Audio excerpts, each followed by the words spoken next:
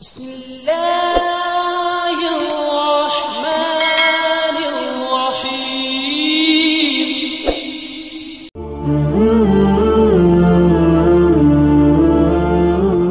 Bismillahirrahmanirrahim. Assalamualaikum warahmatullahi wabarakatuh. Pertama-tama, marilah kita panjatkan puji dan syukur kehadirat Allah Subhanahu wa Ta'ala yang telah melimpahkan rahmat-Nya kepada kita semua sehingga kita bertemu lagi di channel ini. Harapan dan doa saya, semoga saudaraku semuanya selalu diberikan kesehatan, dilapangkan rezekinya, diampuni dosa-dosanya, dipanjangkan umurnya, dan semoga kita tidak mati kecuali mati dengan beriman dan berislam.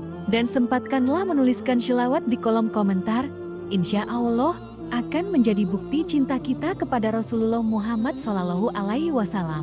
Semoga kita semua mendapatkan syafaat beliau di akhirat kelak. Amin ya robbal alamin. Sahabat beriman yang dirahmati Allah, semua ulama sepakat bahwa sholat adalah tiang agama. Bagi umat muslim, sholat adalah hal yang wajib dan tidak boleh ditinggalkan meski dalam kondisi sakit sekalipun. Ketika seorang rajin mengerjakan sholat, maka itu merupakan hal yang sangat baik dan mulia.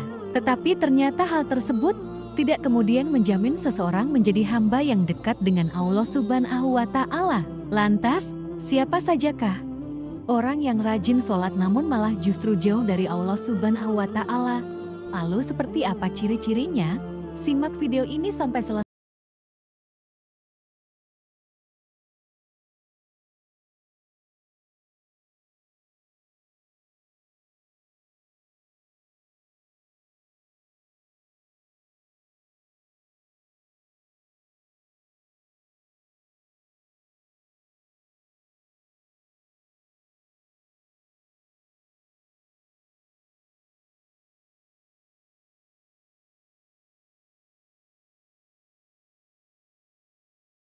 Oleh karena itu, sangat penting bagi kita untuk rutin mengerjakan sholat, namun perlu diketahui bahwa untuk mendapatkan ridho Allah dan surganya, tidak hanya dengan rajin mengerjakan sholat saja. Sholat seharusnya dikerjakan dengan penuh kesadaran dan tidak sebatas hanya sebagai rutinitas harian, serta harus dibarengi juga dengan menjaga akhlak dan hubungan sesama dengan manusia, agar tidak menjauhkan kita dengan Allah Subhanahu wa Ta'ala, Sang Pencipta alam semesta. Berikut ini adalah orang yang rajin sholat namun malah justru jauh dari Allah Subhanahu wa Ta'ala. Yang pertama adalah orang yang lalai dalam sholat.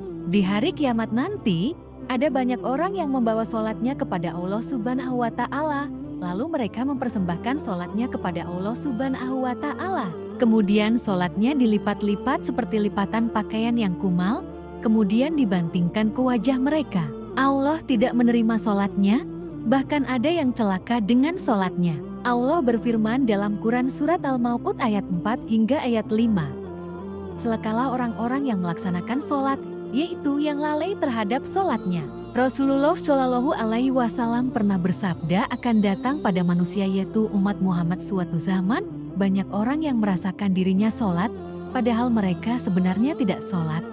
Hadis riwayat Ahmad. Sejatinya, perintah untuk sholat adalah untuk mengingat Allah Subhanahu wa Ta'ala. Allah berfirman, "Wahai orang-orang yang beriman, janganlah mendekati sholat, sedangkan kamu dalam keadaan mabuk sampai kamu sadar akan apa yang kamu ucapkan." Quran Surat An-Nisa ayat 43.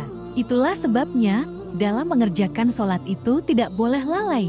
Yang dimaksud lalai dalam hal ini adalah tidak mengetahui maksud apa yang ia baca dan apa yang ia kerjakan. Apalagi jika kurang memperhatikan syarat rukun dan ketentuan-ketentuan sholat lainnya, maka yang diperoleh hanyalah payah dan letih saja. Rasulullah Shallallahu Alaihi Wasallam pernah bersabda, berapa banyak orang yang sholat, keuntungan yang diperoleh hanyalah payah dan letih. Hadis riwayat Ibnu Majah. Jadi, meskipun dirinya sholat, tapi hakikatnya ia tidak sholat dan ia tidak akan mendapatkan hikmah dari Allah Subhanahu wa Ta'ala. Dan sholatnya tidak membuatnya dekat dengan Allah, tapi justru sebaliknya. Rasulullah menegaskan dalam sebuah hadisnya, barang siapa yang sholatnya tidak dapat mencegah perbuatan keji dan mungkar, maka tiada bertambah baginya kecuali semakin jauh dari Allah.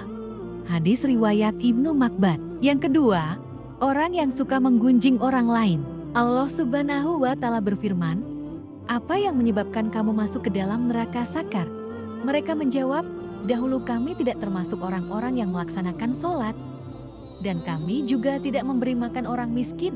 Bahkan, kami selalu berbincang untuk tujuan yang batil bersama para pembincang, dan kami selalu mendustakan hari pembalasan. Hingga datang kepada kami kematian. Maka, tidak berguna lagi bagi mereka syafaat pertolongan dari para pemberi syafaat." Quran Surat Al-Mudatsir ayat 42-48. Di dalam ayat tersebut dijelaskan bahwa salah satu penyebab orang masuk neraka adalah dikarenakan suka membicarakan kekurangan orang lain. Orang yang rajin sholat, tapi suka membicarakan kejelekan orang lain, maka ia akan ditempatkan di dalam neraka sakor. Allah telah melarang kita untuk membicarakan aib orang lain.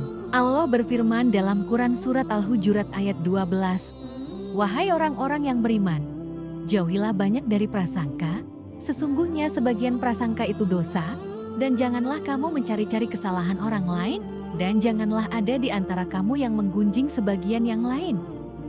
Apakah ada di antara kamu yang suka memakan daging saudaranya yang sudah mati? Tentu kamu merasa jijik, dan bertakwalah kepada Allah. Sungguh Allah Maha Penerima Taubat, Maha Penyayang." Kemudian yang ketiga adalah orang yang acuh pada sesama.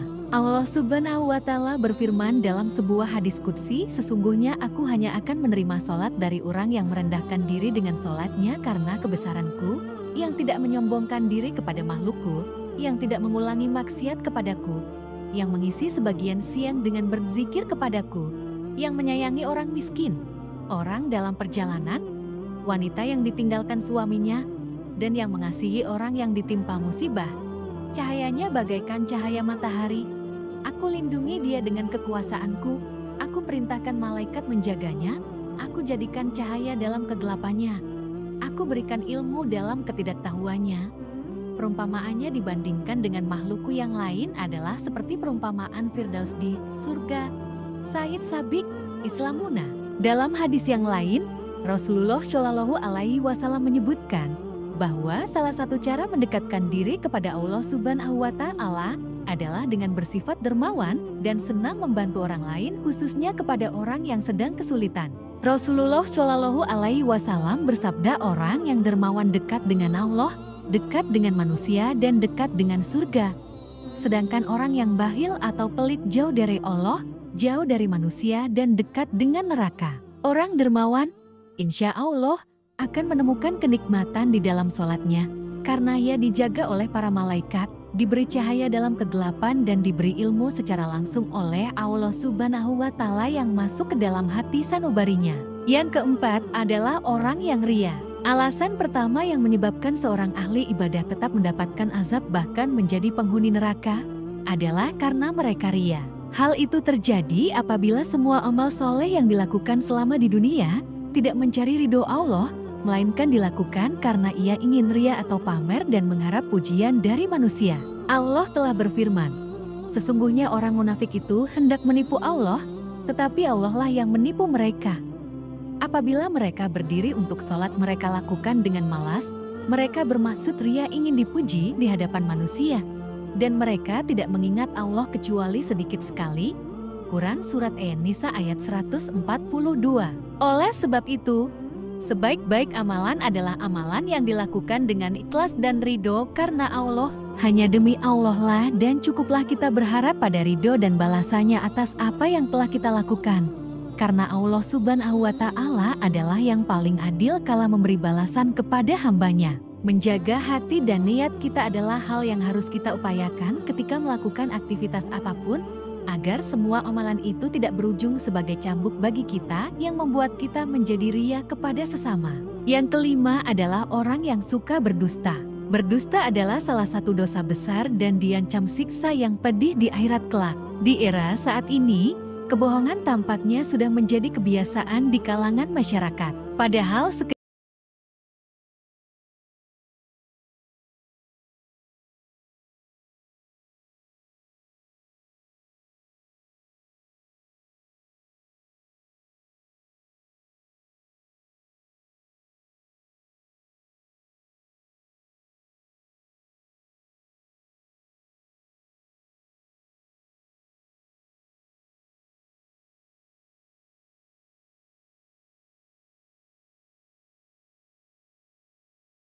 ayat Allah. Dan mereka itulah pembohong. Quran Surat An-Nahl ayat 105. Berbohong adalah salah satu ciri dari golongan orang yang munafik. Untuk itulah, kita sebagai umat Islam wajib menjauhi yang namanya tindakan dusta. Karena itu dapat menyengsarakan kita baik di dunia maupun di akhirat. Wallahu alam bisyawab. Demikian yang bisa saya sampaikan di kesempatan kali ini. Semoga dapat memberi manfaat untuk kita semua. Amin ya robbal alamin. Wassalamualaikum warahmatullahi wabarakatuh.